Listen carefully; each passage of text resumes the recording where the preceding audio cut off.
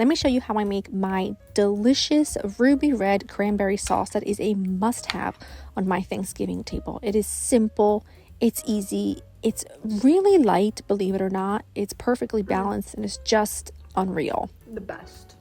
Now I start off very simply with fresh cranberries, and all I'm going to add to that is the zest and juice of 1 full orange, along with some sugar, a cinnamon stick, and you'll also need to add some water as well. Now keep in mind that cranberry sauce is the kind of thing that when you're making it, looks really loose, but as it sets, that pectin kicks in and it gives you that like thick jelly-like consistency. It's delicious.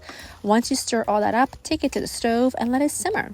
It only takes about 10 minutes or so. You're looking for all of your cranberries to have popped, and once they're there, you're pretty much done. Like I said, 10 to 15 minutes is about all it takes. Before I serve it, I make sure that it's cooled completely.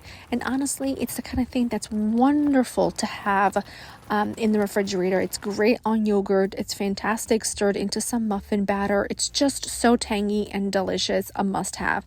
We have to have both kinds of cranberry sauce on our Thanksgiving table, so I can't advise you not to do the same. It makes everyone happy. And like I said, leftovers are great in just about anything.